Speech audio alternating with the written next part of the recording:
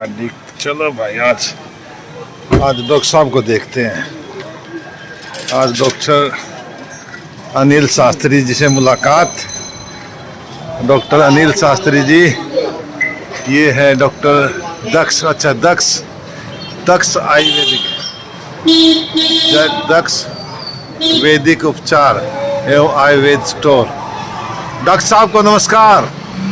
Doctor साहब नमस्कार। Doctor साहब नमस्कार। हमारे साथ है डॉक्टर अनिल शास्त्री जी। आज मुलाकात करते हैं डॉक्टर अनिल शास्त्री जी से। आपका चैनल पर धन्यवाद, वेलकम है, स्वागत है। आपका भी बहुत बहुत स्वागत है और बड़ा आनंद महसूस होता है, बड़ी खुशी महसूस होती है हमें जो आज मुलाकात अनिल शास्त्री जी से हुई है। अनिल शास्त्री जी अपने क्या क्या काम है सर आपका?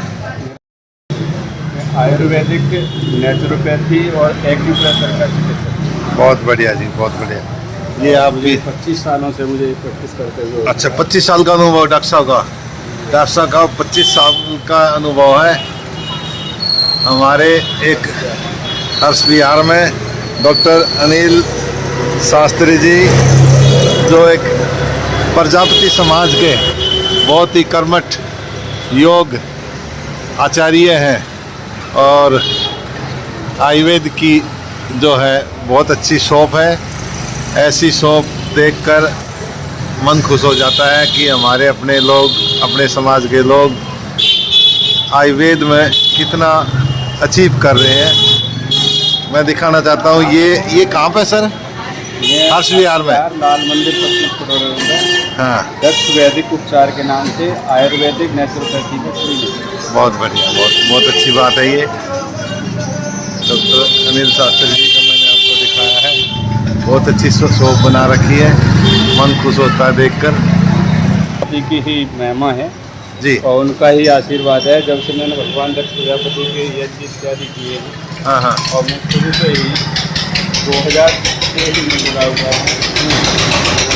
शुरू से ही भगवान दक्ष को अपना एक भगवान दक्ष के जितने दिल्ली के अंदर भी जहाँ भी यज्ञ होते हैं वो मैं ही करता हूँ। बहुत बढ़िया। और मैंने 2000 से भगवान दक्ष को यज्ञ करना, कराना, घर घर में पहुँचाना, एक दिन में 4। और ये दक्ष ये आप निमंत्रण आपका, ये हवन भी आपने पहले भी कराया था। चलिए सर, और जो है आप भी उम्मीद करते हैं। ये जो है मंगोलपुर खुर्द में जो है बापू पार्क भगवान दक्ष प्राचीन मंदिर, हनुमान और दक्ष मंदिर है, वहाँ पर आपने कार्यक्रम किया था। उसी की शुरुआत आप ही की देन है जो यहाँ पर दक्ष जयंती मनाई जाती है हर वर्ष की भांति। इस वर्ष भी 4 अगस्त को मनाई जाएगी। ये आपका निमंत्रण है। धन्यवाद है आपका निमंत्रण स्वीकार है। ये थे डॉक्टर अनिल शास्त्री जी, आयुर्वेद में माने जाने वाले जो है हमारे डॉक्टर अनिल शास्त्री जी। कुछ कहना चाहेंगे सर? चलिए सर, आपके चैनल को धन्यवाद और आपकी समाज सेवा के लिए बहुत बहुत शुभकामनाएं, क्योंकि आपको भी एक भगवान दक्ष ने बहुत कुछ असीम कृपा है। और आप जब से भगवान दक्ष से जुड़े हुए हैं तब से आपको घर में सुख शांति समृद्धि, समाज के अंदर भी सुख शांति समृद्धि जैसे आपको मिल रही है वैसे इस पूरे समस्त समाज के लिए ये समृद्धि मिलनी चाहिए। और आज का परिचय आपके साथ है। हाँ, सभी को भगवान दक्ष के लिए नमन करते हुए और हमेशा भगवान दक्ष के लिए अपने घट में रखना चाहिए और हमेशा भगवान दक्ष को याद करते हैं। बहुत बहुत धन्यवाद सर। आप कार्यरत रहते हैं, विशेष रूप से समाज सेवा पूरी तरह से तन मन धन से करते रहते हैं, समर्पित रहते हैं। ऐसे कर्मठ समाज सेवी सतवीर खेड़ा जी को बहुत बहुत शुभकामनाएं। ये थे डॉक्टर अनिल शास्त्री जी जो कि अपने आयुर्वेद में और नेचुरोपैथी और अब देखा आपने चुंबकीय जो है डॉक्टर चुंबकीय जो है उपचार बहुत ही कारगर हैं।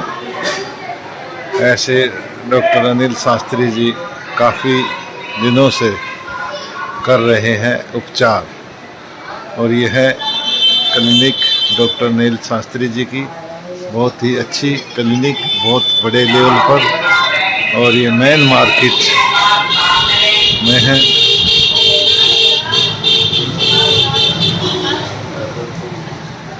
डॉक्टर अनिल शास्त्री जी ने जो बना रखा है ये क्लिनिक, उपचार, आयुर्वेद उपचार,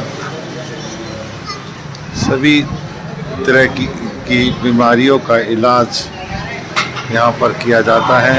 अभी आपने देखा चुंबकीय उपचार, पथरी को या किसी भी बीमारी को आसानी से निजात मिलती है। यह अनिल शास्त्री जी ने कर दिखाया।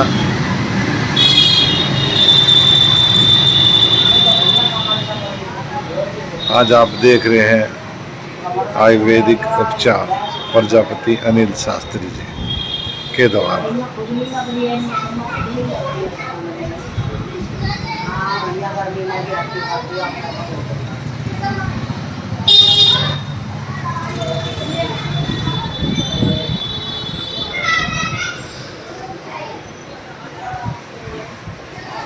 समझ से पानी ना दे रहा बिल्कुल भी। अरे भैया उनसे बात कर ली फोन पर, तुम्हारा अंकल जी ने। हाँ। उन्होंने जो है कहा कि इन्होंने बताई ना जाली पड़ रही है सबसे नीचे, तो वो नहीं कह रहे जाली वाला कामयाब नहीं है अंकल जी को, दूसरा ही करवाना पड़ेगा भैया।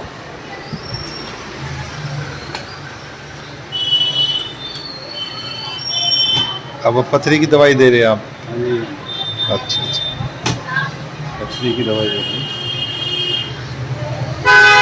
कारगर है, काफ़ी अच्छी कारगर है। गुर्दे की और उसकी पथरी तो 100 to 100 निकल ही जाती है, लेकिन पेट की थैली की पथरी भी जो है ना 20 से 25% चांस इसके होते हैं कि वो भी निकल जाती है। दवाइयों से ही अंदर से ही बन जाती है। ये मेरे सामने माता जी बैठी हुई हैं, इनके जो है ना 12 mm की पथरी है। 15-20 दिन दवाई चलाने के बाद उनसे दोबारा चेक कराया तो केवल मात्र 5 mm की पथरी बची हुई है।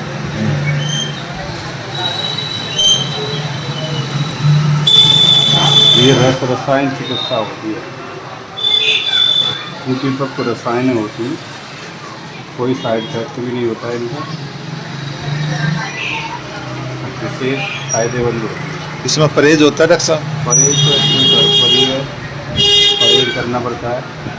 चावल है, खटाई है, उर्द की दाल है, बैंगन है, भिंडी है, नॉन वेज वगैरह है, ज़्यादा तीखे पदार्थ हैं, बाहर का खाना, इसलिए इसे थोड़ा सा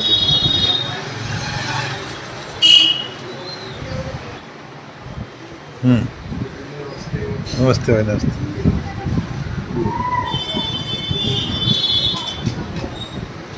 ये कितने दिन की दवाई बना दी आपने? 2 दिन की दवाई है। अच्छा, 2 दिन की।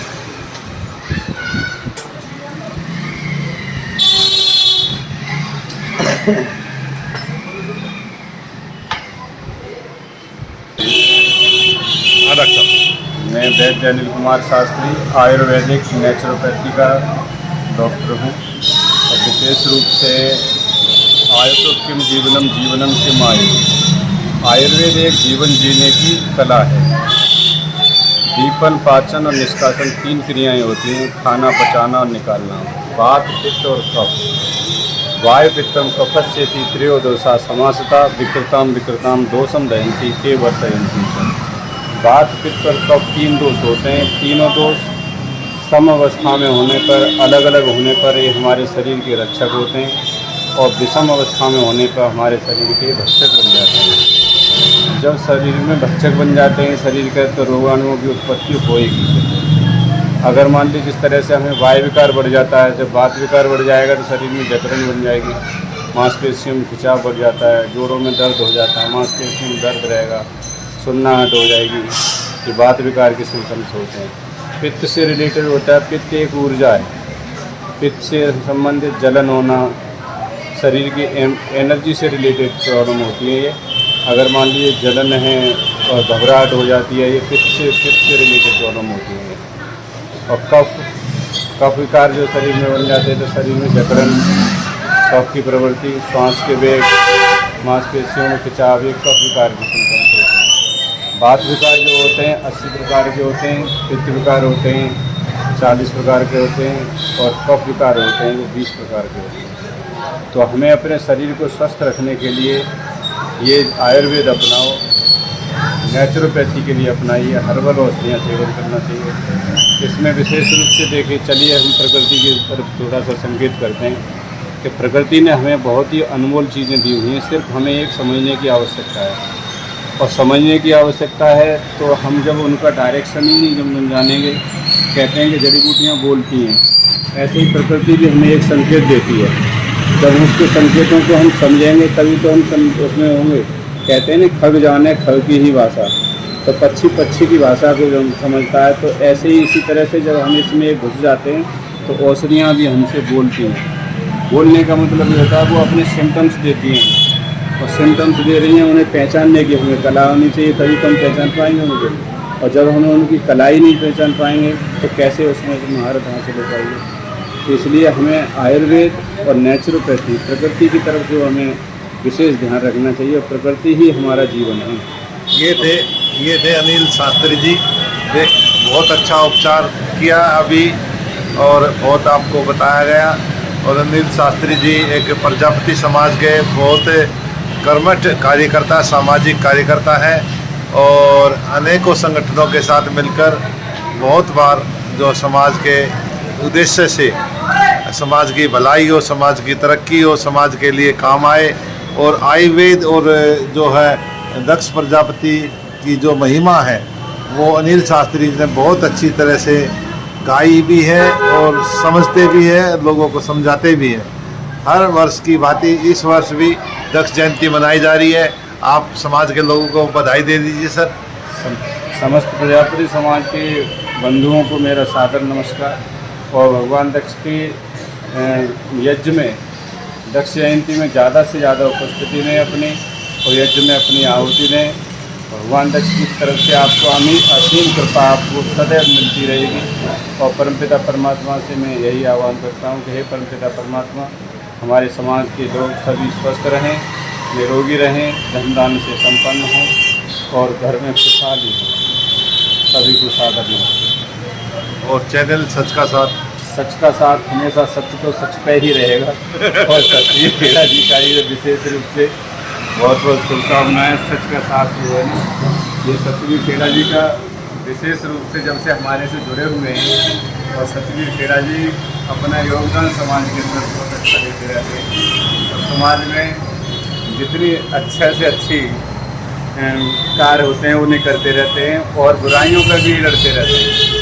बुराइयों को देखिए, जब तक हम बुराइयों से खुद लड़ना नहीं सीखेंगे तो बुराइयाँ उठा और भंडार बढ़ती चली जाती हैं। विशेष रूप से कोई अगर बुराई होती है तो बुराइयाँ ये ज़्यादा लिख के डालते रहते हैं। और बुराइयों पर भी जो है विशेष रूप से हमें, क्योंकि देखिए चुपड़ी चुपड़ी रोटी तो सारे लोग खाते हैं। आज लोग ऋषि दयानंद को क्यों भूल गए? सच्चाई को पहचानो। ऋषि दयानंद ने वो हमें ऐसा एक अमर ग्रंथ दिया हुआ, सत्यार्थ प्रकाश, जिसने एक बार सत्यार्थ प्रकाश को पढ़ लिया, स्वाध्याय कर लिया, उसका जीवन खुद का तो सफल होगा ही होगा, लेकिन जितने मिलने जुलने वाले इत्यादि समाज के भी लोगों का सबका ही जीवन सफल हो जाएगा। वेद जिसने एक बार पढ़ लिए, वेद के किसी पर, वेद वैज्ञानिक विधि पर आधारित होते हैं। कहते हैं यत्र यत्र धूमस्तु तत्र तत्र जवन्नी। देखो भाई, यहाँ धुआं निकलना है ना, तो यहाँ 100% अग्नि है। किसी को कपोल कल्पित की तरफ को वेद नहीं अग्रसर करते हैं, वेद वैज्ञानिक विधि पर आधारित हैं, न किसी को झूठ बुलाना सिखाते।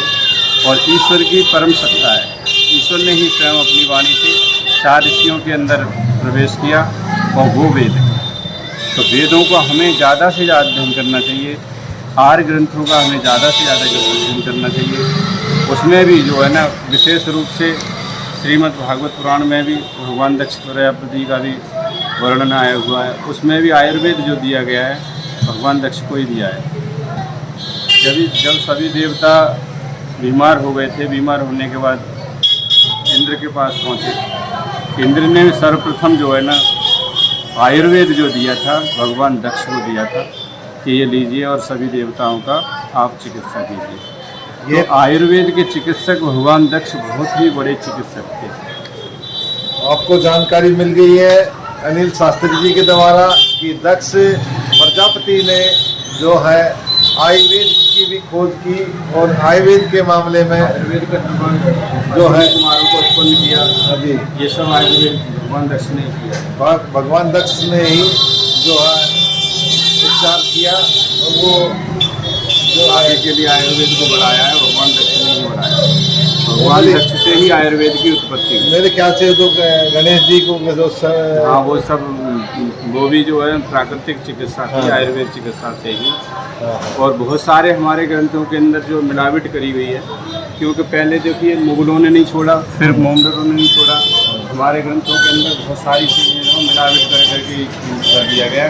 लेकिन हमें दुख जब होता है कि लोग उसी लकीर के फकीर पकड़ लेते हैं। जिस तरह से एक पिता अपने पुत्र को आगे बढ़ाने के लिए अपने तन के कपड़े भी न्यौछावर कर देता है, वो भगवान दक्ष ने किया था। जब सृष्टि की रचना आगे के लिए नहीं बढ़ पा रही थी तो सभी देवता बहुत ही अंदर से परेशान थे। तो उन्होंने कहा सृष्टि की रचना को बढ़ाने के लिए हम कैसे करें। तो जब जो भगवान ब्रह्मा जी ने ये कहा कि इस कार्य को केवल एक दक्ष ही कर सकते हैं, दक्ष नाम ही श्रेष्ठ का है, तो इस कार्य को केवल दक्ष कर सकते हैं, इसके अलावा और कोई नहीं कर सकता है। तो ये कार्य जो दक्ष के लिए सौंपा गया। तो दक्ष जी ने वो कार्य करके दिया कि वो आज जो जन जन तक पहुंचा हुआ है। उसमें यज्ञ विध्वंस इत्यादि बहुत सारी इसमें रूढ़िवादियाँ भी जोड़ दी गई हैं, लेकिन बहुत सारी चीज़ों में इनमें सत्यता नहीं है। जब भगवान दक्ष का ने यज्ञ किया था, यज्ञ विध्वंस हुआ था, उसके बाद में भगवान दक्ष को दोबारा फिर दूसरे जन्म के लिए उत्पन्न किया गया। देवताओं ने कहा कि भाई अगर भगवान दक्ष को दोबारा उत्पन्न नहीं करोगे तो लोगों की यज्ञ से जो है ना दृष्टि हट जाएगी।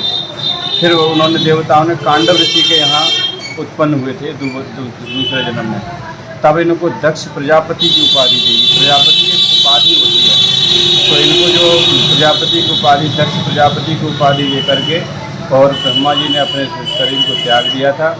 सृष्टि की रचना का कार्यभार जो किया था वो भगवान दक्ष ने ही किया। तो आपने जान लिया कि दक्ष की महिमा कितनी निराली है और कितने राज है। कभी मौका मिलेगा फिर दोबारा आपसे मिलने का मौका मिलेगा। ये थे अनिल शास्त्री जी जो काफ़ी जो है आयुर्वेद पर और दक्ष प्रजापति पर रोशनी डाली। और मेरे सर्टिफिकेट हैं। ये डॉक्टर साहब के जो कार्यशैली के जो प्रमाण है वो डॉक्टर अनिल शास्त्री जी के ये सर्टिफिकेट है, जो ये दर्शाता है कि आयुर्वेद में कितनी महारत हासिल की है। ये डॉक्टर अनिल शास्त्री जी जो प्रजापति समाज में जन्म तो मिला है, मगर उसके साथ साथ में पूरे विश्व का कल्याण कैसे हो, इसलिए हवन कीर्तन और उसके साथ साथ में आयुर्वेद को बढ़ावा देते हैं और नेचुरोपैथी को बढ़ावा देते हैं, आयुर्वेद को बढ़ावा देते हैं। तो ये बहुत अच्छी बात है। आपका फिर से बारंबार आपका धन्यवाद। विशेष रूप से न त्वं कामे राज्यम स्वर्गम पुनर्वम कामे दुष्टानाम प्राणी नामर्ति नाशनम। न तो मुझे कहते हैं न त्वं कामे राज्यम, मुझे राज्य की भी कोई कामना नहीं है। न त्वं कामे राज्यम स्वर्गम पुनर्वम, मुझे स्वर्ग की भी कोई अभिलाषा नहीं है। न त्वं कामे स्वर्गम कामे दुष्टानाम प्राणी नामर्ति नाशनम। सिर्फ मेरे दिल में तो एक यही प्रेरणा रहती है कि मैं दुखियों के रोगियों के रोगों को ठीक करूं और ज़्यादा से ज़्यादा मैं समाज का कल्याण। बहुत बहुत धन्यवाद। सभी को साथ अभिनंदन। नमस्कार। बहुत बढ़िया जी।